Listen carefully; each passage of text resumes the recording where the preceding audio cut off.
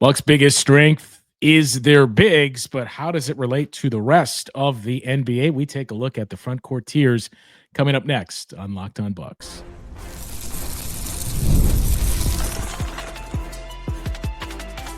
You are Locked On Bucks, your daily Milwaukee Bucks podcast, part of the Locked On Podcast Network, your team every day.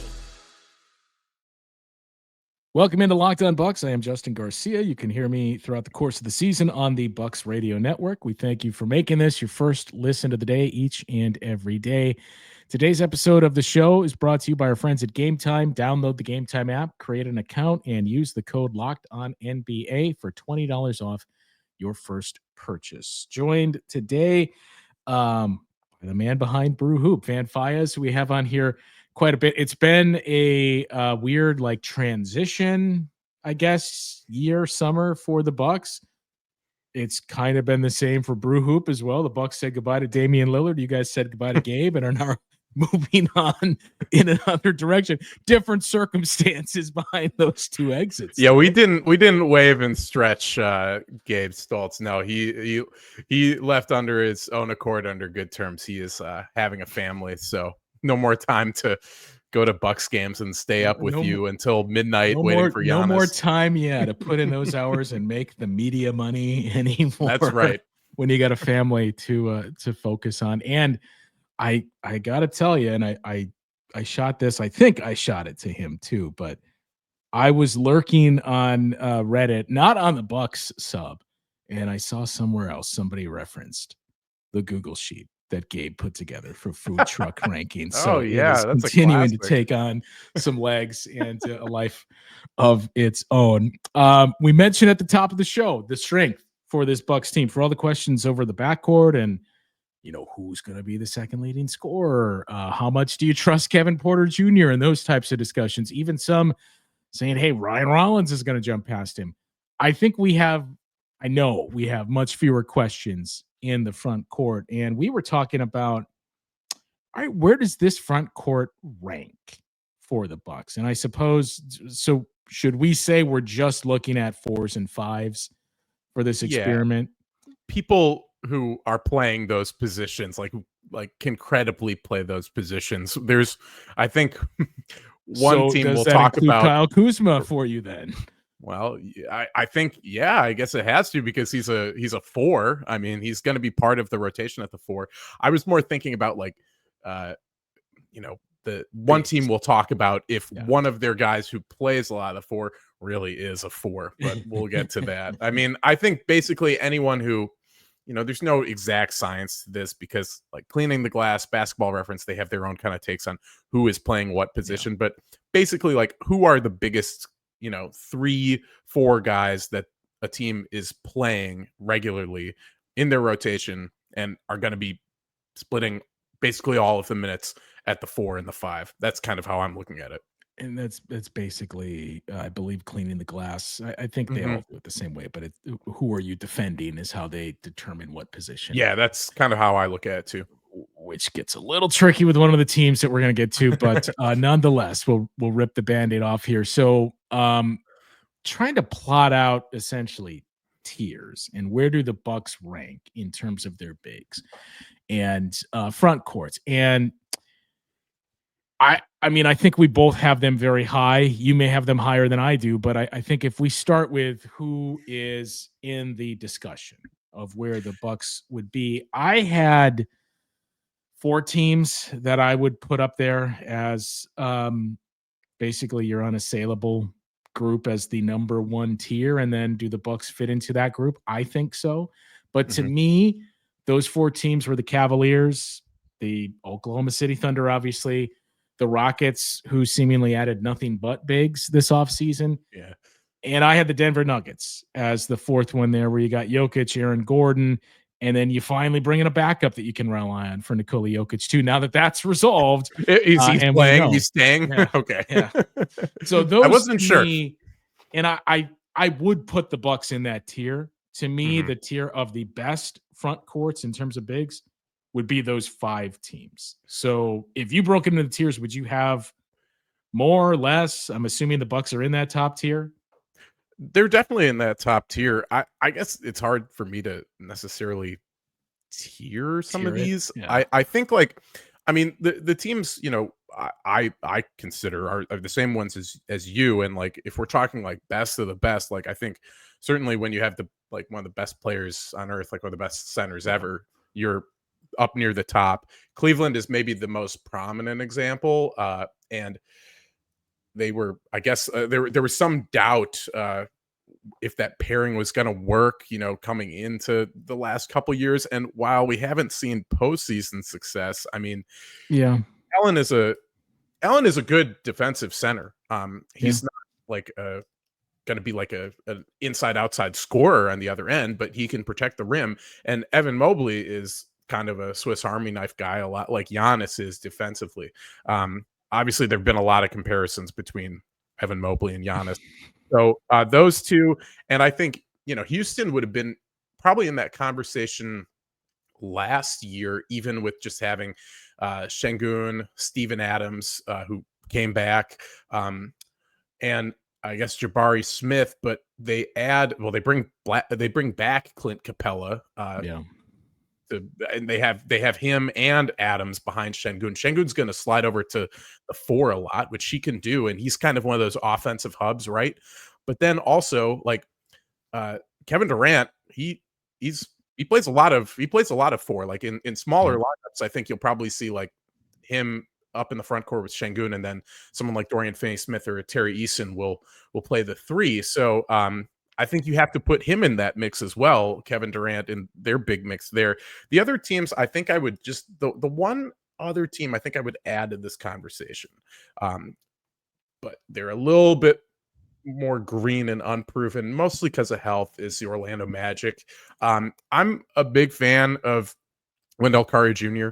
and I think he has some of that like Myles Turner, Brook Lopez type two-way game. Banchero is obviously like, you know, he's I think he's already like a borderline all-star if he's healthy, and he may, you know, if I think if he can make another leap into kind of like that all NBA territory this year, that's what's going to put the Magic into like, you know, the like a title contention type of tier.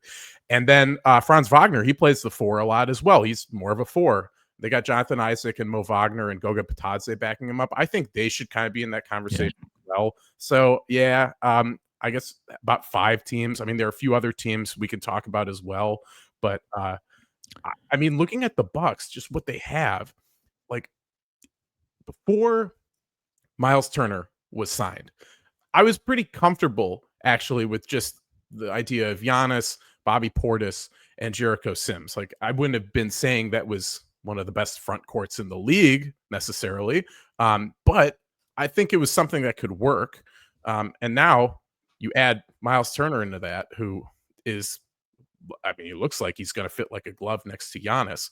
And I mean, just with how good Giannis is and how well Turner fits with him and how good Turner is on his own merits, yeah, I mean, I think you have to put him up there with OKC and Denver. And I mean, I think you can make an argument that they're a better front court than them just because, I mean, Giannis is the most dominant interior player out of anyone we're talking about. Like Jokic is, I mean, obviously an elite offensive player, but he's not just camped out there in the paint and like, or just, he's not really cutting to the rim much at all. Like he's more of a distributor down there, and he's not as much of a scorer down low as Giannis is. And we've seen it. Giannis is just so dominant down there. So I think that is something that kind of puts it over the top.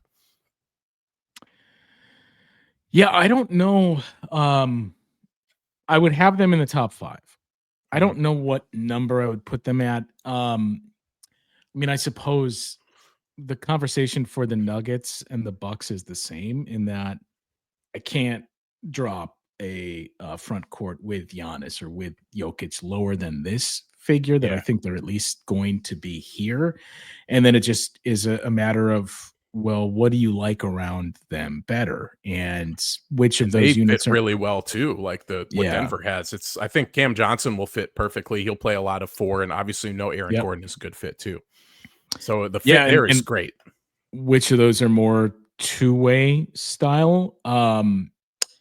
Oklahoma City, again, like it's tough to push them down when they're the reigning champions. It's largely J-Dub and Chet Holmgren that we're raving about in the front court there. You have Isaiah Hartenstein as well. But he's great, but yeah, he wasn't playing a whole lot late in regular games season minutes type of. That'll be the same that might be the same with Myles Turner at points this season or in the postseason. He may be out of closing lineups, much like Hartenstein was. And then for Cleveland, I mean, I think those questions still exist over Same thing with Allen, yeah, because of what we've seen. Again, I think Camille and I talked about this too, that I would just be cautious of saying, well, we had injuries and this happened and we'll get them next year, because we said that for the last 3 or so years, and you saw how that turns out. So I still have those questions over the fit. And then once you get to the second unit, it's not quite as enticing. They did bring back Larry Nance Jr. Dean Wade can play a number of different positions for him, but that's really it in their front court. So I think I'd probably slot the Bucks somewhere in the middle in that top 5 of their front court, which probably sounds like we're more, or not me, more down on them than we should be, but it's more of just like, gotta have a healthy respect of what the Thunder did. The Rockets just have this wave of bigs, and we saw how parts of it fit last season. Those to me are kind of tough to move past. That I would probably put the Bucks and the Nuggets side by side there. I think that's fair. I mean, when you look at what a front court, especially a 5, is supposed to do, it's protect the rim on defense. Like I'd say the most important thing that's the most important thing that a guy who plays the 5 does on an NBA floor, right? And with the exception of, like, I guess Cleveland, I mean, these teams we're talking about, I think Myles Turner is probably the best rim protector out of everybody we're talking about here. I mean, like, certainly, I don't think Houston has like a great rim protector. I mean, Capella and Adams can do it.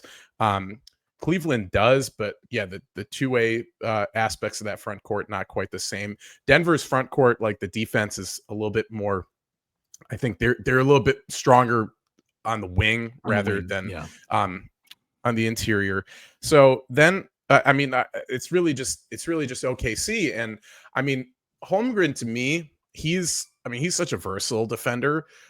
I don't think of him. I think of him as a great defender. I don't think of him as one of the best, like, 10 rim protectors in the league right now. I don't know if I necessarily say Hartenstein.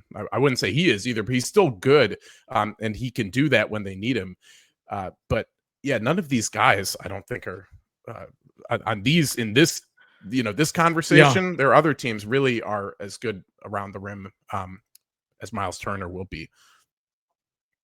There's a couple of other interesting teams we didn't necessarily touch on that I want to take a look at that, because I think there's a little bit of a shift here for the last couple of years, and we've heard more and more coaches talk about this too, of playing with multiple bigs. So we'll take a look at some of the rest of that list coming up after this on Locked On Bucks. Time to talk to you now about our friends over at Game Time. If you've ever decided at the last minute to head to a ball game with friends or family, you know the struggle and the stress that you can deal with. Maybe it's game day and you suddenly realize you want to be in the stands. That's exactly where Game Time comes in. It's the easiest way to grab last-minute tickets without the stress. With the money you save on tickets, you can splurge on food, drinks, merchandise, or even invite a bigger group to come to the event with you. Game Time makes it all possible. Game Time makes buying tickets fast and simple. Prices on the app actually drop the closer you get to first pitch, and they've got incredible last-minute deals, clear seat views, and a lowest price guarantee that takes the worry out of buying. There's a lot of big Brewers games coming up in Milwaukee this weekend with some interesting giveaways. Game Time is the way to get into American Family Field. Get those giveaways and experience your first place Brewers without any of that stress. See what your seats are going to look like. Score great deals with their zone deals to get the best seats in the section for you. So take the guesswork out of buying tickets with Game Time. Download the Game Time app, create an account, and use the code LOCKEDONNBA for $20 off your first purchase.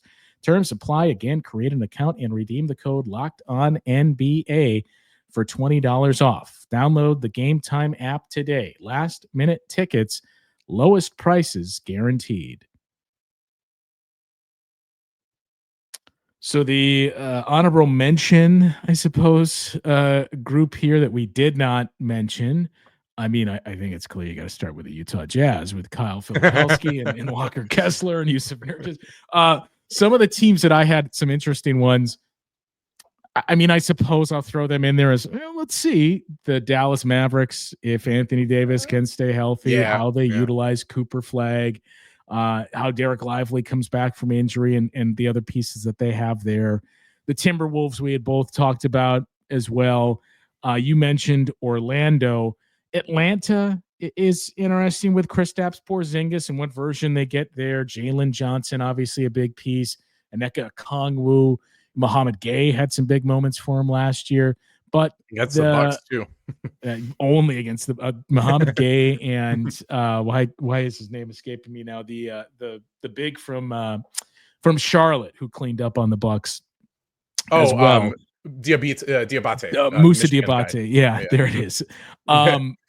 Two other interesting ones that I'm just going to throw out there.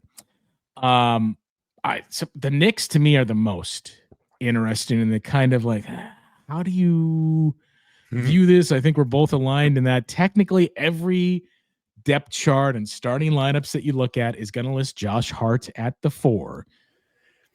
OG Anunoby is the 4. Yeah. So I don't like know about Karl that. Towns, OG Anunoby, Mitchell Robinson, and now Gerson Yabusele. That to me, they're up there too. I think it's a pretty solid front court. They have now a more legit power forward to go alongside, because Anunoby is kind of one of those like combo forwards, right? Like he'll play, he plays on the wing, like he's going to defend wings. Same with Josh Hart. I mean, I think Josh Hart, I don't know who's calling him a 4 necessarily. It's just like, oh, he gets a lot of rebounds. But obviously, like when it comes when someone like Giannis comes to town, Josh Hart is not going to be guarding him. That's going to be OG's assignment or Michael Bridges. Those will probably be the main guys, and those are the guys kind of playing.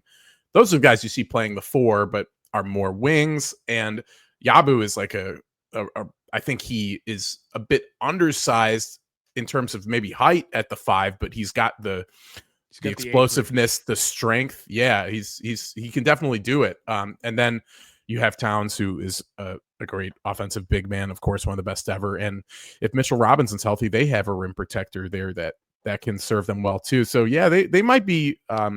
I think even without Josh Hart in the conversation, they're one of they should be in this conversation too, as should Minnesota. But I want to ask you something, because this came up when we just did a pod this past week with Marcus and Chris Johnson, and we discussed this, and they also discussed this on their podcast with Kevin O'Connor. They were talking about, and we talked about, how is this Bucks front court with its depth, with Sims and Portis behind them, stack up against these other front courts in the league? Like, is it one of the best? And it seemed like Livingston too. Yeah, sure. It seems like and our guy Pete Nance, how about him? He looked great in summer league. We won't leave him out of the conversation either. And I guess Tyler Smith, but regardless, they seem to all those guys, like Chris, Marcus, Kevin O'Connor, seem to think that like the Bucks were one of the best, like 2 or 3 in the league, it seemed like. And then the conversation, at least with when I was talking with Marcus and Chris, just kind of went around like, is this sort of the new, to borrow a Moneyball term, is this the market inefficiency now? Like, should teams, because of what OKC did, is this the new like way of playing in the NBA, like where you have one really versatile big like a Giannis, and then someone who can protect the rim, who also is a two-way guy? Like Myles Turner is, or like Brook Lopez was. The Bucks were kind of doing this before, but now more teams are doing this. So is this sort of Is it an advantage now? Is it a competitive advantage to have this kind of a front court? Yeah, I mean, that's the interesting part is I think the other important component, and Camille and I talked about one of the differences between Brook Lopez and Myles Turner, because I mean, I think we would all agree Myles Turner is much closer to Brook Lopez in terms of his style of play than Jericho Sims, but he's younger. He's a little more athletic and mobile. And you feel like, okay, we're just getting the younger version of Brook Lopez. But one of the important things that Brook Lopez did, as much as people complained about 5 rebounds a game, he created rebounding opportunities for his team. Myles Turner's counting stats are not great. They're even worse than Brook Lopez's. And I'll be honest, I have not dug too much into the Pacers rebounding splits with Myles Turner on versus off, but based on some of the discourse I've heard, I'm inclined to think it wasn't quite as impactful as we saw from Brook Lopez for his team. And I do think that's the other important component is not only rim protector, but doing the dirty work for the other guys on the floor. Yeah, boxing out on the other end, setting screens. And I think that's something we haven't mentioned that is like that was something that Middleton, or not, I'm sorry, not Middleton, Lopez was elite at, was setting screens. And Turner, by all indications, is as well. I mean, that him and Halliburton, that was one of the best pick and roll combinations in the league last year. But I did pull up some of his defensive rebounding, or the team's defensive rebounding numbers when they were when he was on the court. The Pacers, they grabbed 75% of available defensive rebounds. When he was off the floor, 73.4, so a little bit better. That was last year. But the opponent, they were getting a fair bit more as well. So like he wasn't, I guess, necessarily he wasn't helping their offensive rebounding, which that's not a big deal with the Bucks. They don't rebound the ball much on the offensive glass. I mean, anyway. Unless that's one of the changes that we've seen, because I talked about on yesterday's show too. Like, I am curious if the offense looks somewhat different in that, okay, we know it's going through Giannis, but we need to incorporate more movement. It can't just be sit in your spot in the corner, sit above the break and just wait and watch Giannis and wait for him to get you the ball. Like, is there going to be more off-ball movement from the offense? And I think that's the other question too, is like, do you actually try to become not one of the better ones, but more of an offensive rebounding team now that the glass? Yeah, the Doc is long joked, we're not going to win any foot races. We have to win the shot put. Well, the makeup of the team has changed now this offseason. Yeah. I have a feeling that Turner isn't going to necessarily do that because he'll be not Myles Turner, but maybe other groupings that you put out there. Sure, maybe like with Sims out there. And Portis. Yeah, and if I recall correctly, like the Pacers were I think the Bucks maybe were 30th in offensive rebounding. The Pacers were 29th. Yeah. They were pretty low as well. But I mean, cleaning the glass now, I'm looking like over the years, generally, they were a better rebounding team on the floor, the Pacers, as opposed to when he was off. Among bigs, they have him in the 81st percentile last year. The year before, 96th. But going back in his career, like his first few years, those numbers weren't so great. But as he got better, as he aged, I guess they became a better defensive rebounding team when he was on the floor, at least. So while I don't know if he's gonna, have Brook Lopez numbers in that regard, and we're talking like someone who's probably the best in the league at just upping the team's rebounding percentage while he was on the floor. I mean, like looking at it every year, he's in the top. I mean, the lowest he really slipped was like 87th in the last few years. So they were racking up all kinds of rebounds with him on the floor. I don't know if we're going to get that from Myles Turner, but at the very least, like I don't think it's going to suffer too greatly, at least on the defensive end. There's one other team that I do want to briefly touch on, and then there's one question I have for you, and one last piece of business to wrap a long-standing talking point up. We'll get to that conversation coming up next. Time now to talk to you about our friends over at Open Phone. If you're running a business, you know that every missed call is money left on the table. Think about the last time you had an urgent need, maybe for a plumber or a service provider. If the first person you called didn't answer, you probably didn't wait. You moved on, and that's why you need Open Phone. Open Phone is the #1 business phone system built to streamline and scale your customer communications, all from an app on your phone or computer. It lets you manage business calls and texts from a single app, offers a shared inbox feature, which proves to be a game changer. You or your team can jump into any conversation instantly without missing a beat. And their AI agent handles after-hours calls, answers common questions, and captures leads so you never miss a customer. Open Phone is offering our listeners 20% off your first 6 months at openphone.com/lockedonnba. That's openphone.com/lockedonnba. And if you have existing numbers with another service, Open Phone will port them over at no extra charge. Open Phone, no missed calls, no missed customers. All right, so to wrap the bigs conversation, the last team that I think is worth mentioning, speaking of Brook Lopez, is the Clippers, where you got Ivica Zubac, you got Brook Lopez coming in behind him. Kawhi Leonard is going to play 4 at times for them. They brought in John Collins. They still have Nick Batum. Derek Jones is another guy similar to the OG Anunoby, very OG Anunoby light, but similar to that conversation. He's going to play on the perimeter. He can play some 4 as well. So they're an interesting one. I think the only thing with them is they have some fresh legs on the perimeter that can take on different, but they're kind of closer to the we can only play this one way. If you're going with Zubac and Lopez as your 5s, and even some of the other names we mentioned for the 4s, like Nick Batum, you're suddenly accumulating a lot of guys who are at 12, 13 years in the league and in the mid 30s.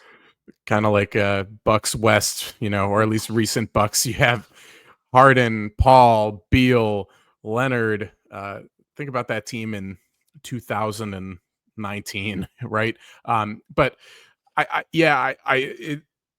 I think you're right. It's a limited style of play when you have Zubac and Lopez, and it works. I mean, like Zubac is I think one of the best defensive big men in the league, and Lopez I think complements him very well. However, I don't like the idea of going small if I'm that team. I mean, Zubac, you could convince me, you could sell me on playing him in some closing lineups, right? Yeah. But if they would like to get someone else out on the perimeter to help Kawhi out, like a Chris Dunn or a Batum or Derek Jones, and they want that guy to play, some 3 or 4, and they're going to slide Collins up to the 5. I don't think that's great for them. That's not a great look. I just don't think, like, I think a team like, for example, Denver, like in the playoffs, like they would have no trouble with that kind of a lineup.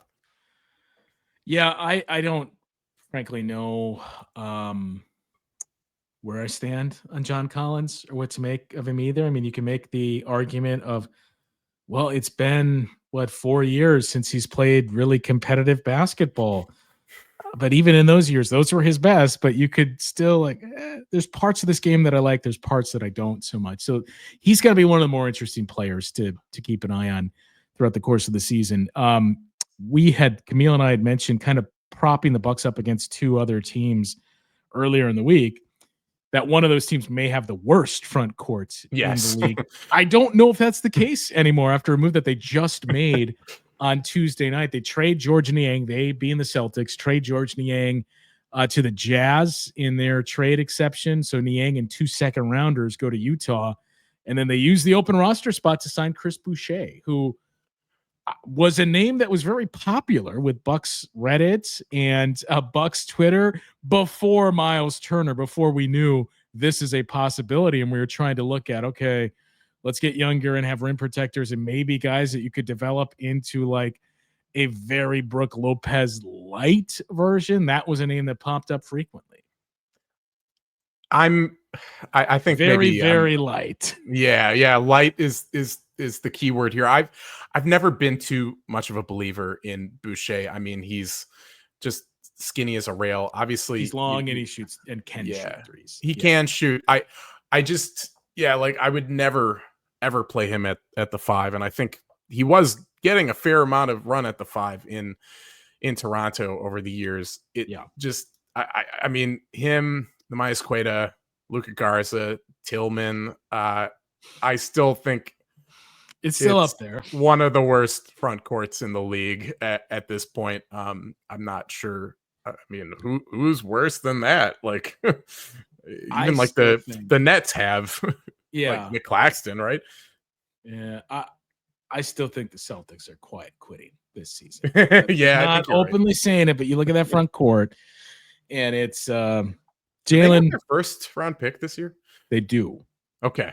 So all the more reason where it's like, Jalen, I think you're near this. Why don't you sit out the next 10 games here? Or Derek, same story. Maybe even trade Derek White. That's just the vibe I get looking at the makeup of this Celtics roster, but certainly not a team in that conversation we were talking about with the Bucks. So like that Warriors team, like between after KD and after Clay.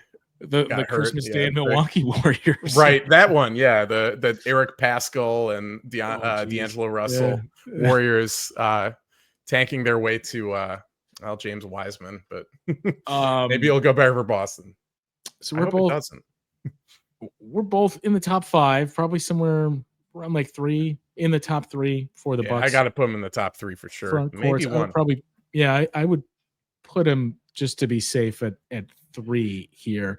I'm gonna put you on the spot with this one, but one of the things I kicked around, and we'll still get to with an upcoming mailbag with Camille and Frank, but is there a guy that you would say on this roster for the Bucks is most likely to be a first-time All-Star? You know, I was listening to you and Camille talk about this the other day, and my first instinct, I'm still going to go with, even though you talked about Turner and we'll go with him, I actually think it might be KPJ. It might be Kevin Porter Jr. Just because I think he has the highest upside. Yeah, he's got the highest ceiling right now. Like, looking around the East, like in terms of like the All-Star picture, I mean, okay, had we been operating under the system a few years ago where they weren't just picking like bigs and they actually picked centers, sure. I mean, like Roy Hibbert made some All-Star teams. Jamal McGlure, like Buck legend, right? But you look at like the front court in the East right now, even without like Tatum, you still got Bam, you still have Towns, you still have Jaylen Brown is listed as a front court player, Cade Cunningham, Mobley, he made the All-Star team. Jared Allen made it. Yeah, Jared Allen made it one year. You got to think like Banchero if he's healthy, and that, OG Anunoby, a name that we talked about, if he's healthy leading into the All-Star discussion. I mean, I suppose it depends how much he scores. I mean, I think for Myles Turner to make the All-Star team, like, first of all, the Bucks are going to have to, close to the break, have, I think, one of the best 2 or 3 records in the East, and Myles Turner is going to have to be averaging like 20 points a game, and you look at his career numbers. I know you and Camille talked about this, like the blocks 18, right? Yeah, 18 to 17 points a game in the 2 years before this one. He was at 15.6 last year. Part of it is like he was never in Indiana used as like a primary scoring option. Like he had, even like as he was starting to rise into, by his like 3rd or 4th year into like he was starting by the 3rd or 4th time that he popped up in trade rumors. Right, exactly. Like they were already using his backups, a bonus a bit more, and then he of course joined the starting lineup. Go back to Victor Oladipo as well. Bojan Bogdanovic. These guys were more shouldering more of an offensive load, and in recent years, like that switched over to obviously Siakam, but even someone like Obi Toppin was like more of an offensive focal point for them until the Siakam trade. So, I mean, if he were given more of a volume, like, I mean, per 36, he's never, in most recent years, he's had up around like 14 to 15 shots per 36. That would have to, I think, for him to be a 20-point game scorer, that's going to have to go up significantly. So I don't see that happening. Like the two things I said, Bucks have like one of the top 3 records in the East, and he's averaging 20 points a game. I think the first one is more likely than the second one. So I think it's Kevin Porter Jr. just because I think the range of his outcomes, I think is huge. Like I could see him be like finding that 18 to 20 point a game form, and maybe even more. I know some people are optimistic he could find another like gear just because of what he's shown and how he's so young. I think that's possible, but I also think it's possible that like he looks a little bit more like the guy who was playing for the Clippers at the beginning of last year. It's just such a wide range of outcomes for him. I think there's gonna be some bad with a lot of good. I think there's gonna be more good than bad, but there's gonna be some bad. I do think he is the most likely, Kevin Porter Jr., to average 20 points per game behind Giannis on this team. And the Myles Turner one, I didn't really love it when I kind of landed on that, but it just felt like, well, I think we know what he's going to be consistently, and if the Bucks are one of the better teams in the league, but more importantly, if they have a really good defense, and we're seeing a ton of rim protection from Myles Turner, that's one of the things that would sway it, because the rebounding numbers aren't going to be there. He may not average 20 points. That would be the only way to really enter that conversation for me, in my eyes, at least. And I think just it's going to be easier to make the All-Star game as a guard next year now that Dame has left the conference. No Halliburton. No Halliburton's not going to be playing. So Maxey coming back. Also like someone like Darius Garland, who I believe he made it last year as well. He's going to be he may be hurt for a bit to start the year, it sounds like. So your competition in that backcourt, it's kind of looking like, obviously, like you've got Jalen Brunson and Donovan Mitchell at the top, but then Trae Young, Darius Garland, I guess Maxey, maybe Derek White, Tyler Hero. It's not as deep in the backcourt these days in the East as it has been in recent years. The last thing to touch on, and I know the last time we talked about this, there's a decent amount of feedback, and I hear you, and I get it. There's a decent amount of feedback of let's move on. We don't care. And by the way, Darius Garland was named an All-Star last year, but the story that came out from Jamal Collier on ESPN on Tuesday, who of course is, unless anything's changed, but he has been the longtime Central Division ESPN beat reporter. And he has a story up on the front page of the NBA header on ESPN.com on Damian Lillard's return to Portland.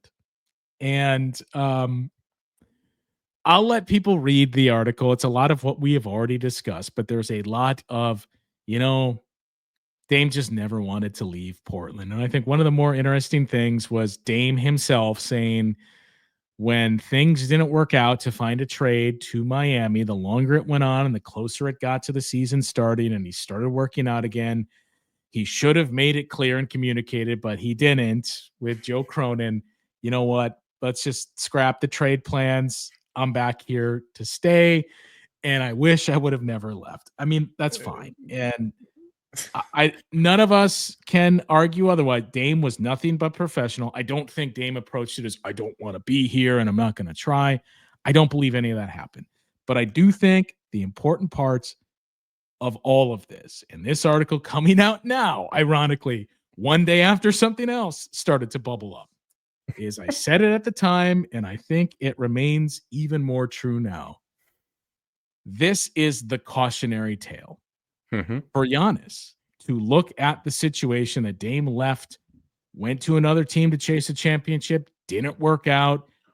Everybody's on Team Giannis now. And I'm not saying everybody was like Dame sucked or move on from Dame, but there was more of that than there was Giannis. And that's what could be behind door number 2. So again, there's nothing of substance to say Giannis is mulling his future. I know the reports are out there, but to me, this is the thing. Keep looking at this because this is what could happen. It doesn't always work out.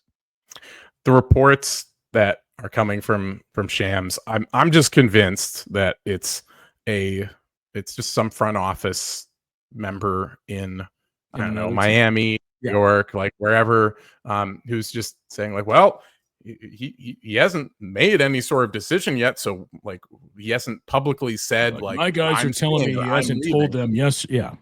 Well, yeah, and like he doesn't need to tell the Bucks like I'm staying because he's under contract. I mean, he can really just like all he can do is tomorrow. Yeah. He can just ask for a trade is what he can do. And if he doesn't do that, then he's just on the team, right? So I don't think any of that is coming from like a source close to Giannis. Certainly, I don't think that Shams that exists. If it does, I don't think Shams has a connection with it. Like I was thinking about this yesterday morning. Like the clients that Giannis's agent Alex Saratzis has, it's not a big list. It's not a very high profile list. Really, the main 2 guys you'd see in recent years who are like big time free agents or just like well established players are Bam Adebayo and Cam Thomas.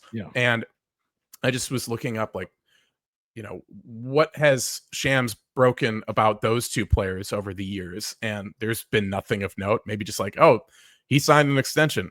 He's injured, like just standard news. So stuff that the agents will tell him, like we're extending, you know, with this team. It's not as if I think someone like Haynes actually did have a closer connection with Giannis, or at least like, you know, maybe when Dame was in Milwaukee. And then I mean, I know that he is cousins of some degree with Giannis's wife, but I don't know how close they are. I don't take what Shams is saying at his word. I do take what Giannis is saying at his word, and what Giannis is saying is like that he wants to be in Milwaukee for the rest of his career. So, and he said that 2 days ago. So I'm going with that. I'm going with what the man himself said. And that, like, I suppose that for many is the frustrating part is like what when he was on Ice Show Speed's live stream, like, yeah, probably be there. Probably. And then what was it that he was same type of deal yesterday, 2 days ago, where he was talking about his routine and signing autographs and had to cut it short because I want a 15 to 20 year career, and somebody else out all in Milwaukee. And all in Milwaukee, baby. The wink and the smile, you know? Yeah. I mean, look, you have to play this somewhat similar. We can nitpick parts of it, but somewhat similar to how Giannis is doing it when you're in this spot. It's basically the LeBron playbook and the superstar playbook, but not quite as extreme as LeBron took it with Cleveland, especially down the stretch of like, okay, like you still got to buy the cow here. Like I'm not just giving, I got to keep some semblance of pressure on you here and make sure that we're still rowing in the right direction. But I just don't think there is a quote unquote source close to Giannis that's going to get info and relay it out to any reporter, not just Shams, anyone. Yeah, I agree with you totally. So all we have to do is just like see what Giannis does and what he says. And all of those have indicated he's not going anywhere anytime soon. Like, you know, at least for the next like several months. No, and I mean, again, just to circle back to it, I think the Dame thing is like ultimately a good thing in that regard because silver lining.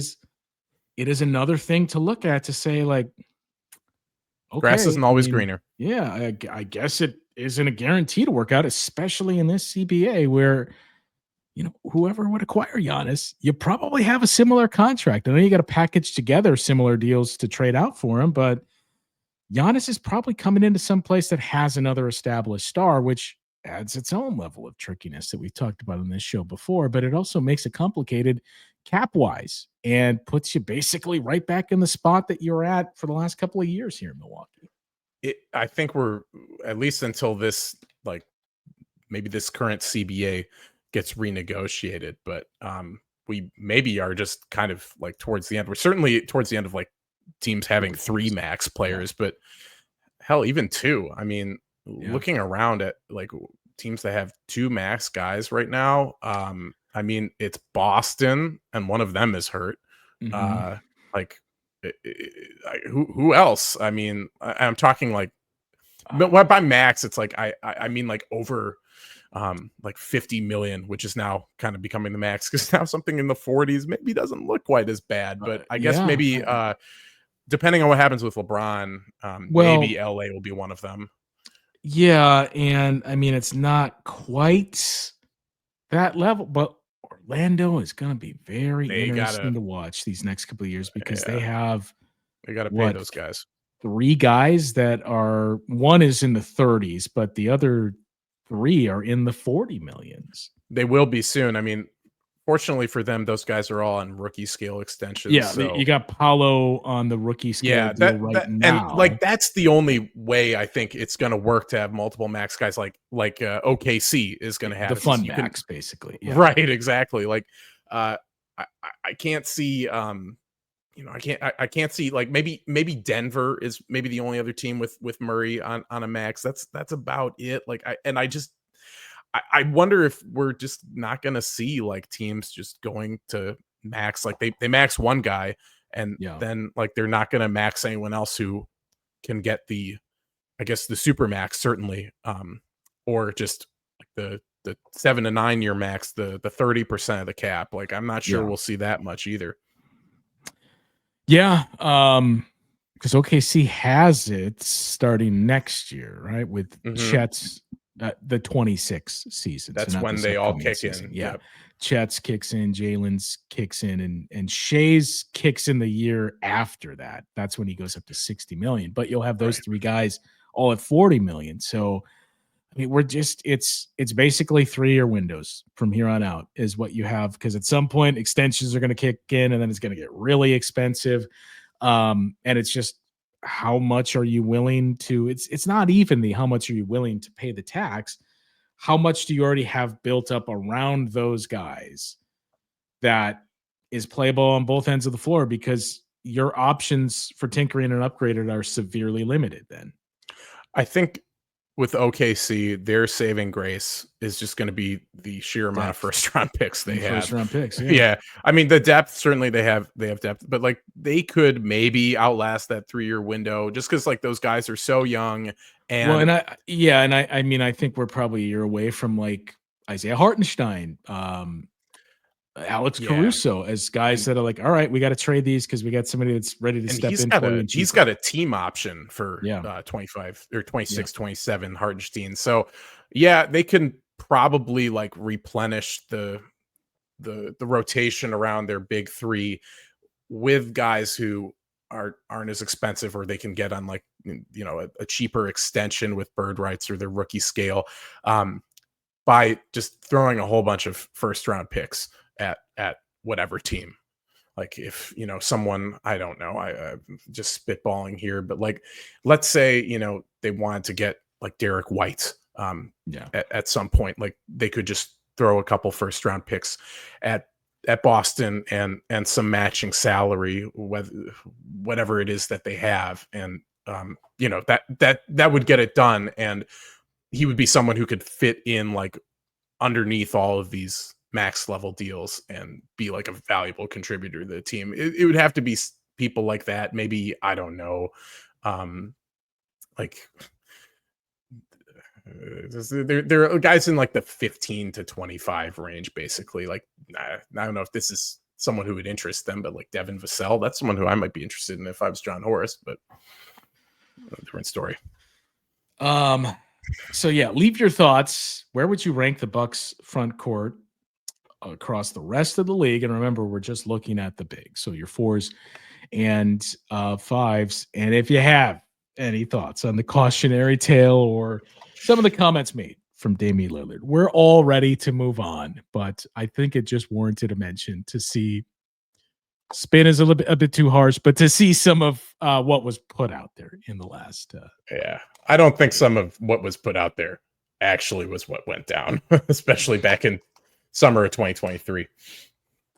That'll do it for today's show. We've mentioned the mailbag quite a bit. We got a ton of questions coming in. We are going to put together the first of those mailbag shows that will be coming your way, I believe, tomorrow. So for Thursday, we'll have part 1. It's going to take several parts. We're not going to drop it all at once. We'll space it out a little bit. But in the meantime, continue to shoot your questions over to any of us, and we'll continue to add to an upcoming round to address your questions here throughout the course of the off season. That'll do it for today, though. For Van, I'm Justin. We'll talk with you guys once again tomorrow on Locked On Bucks.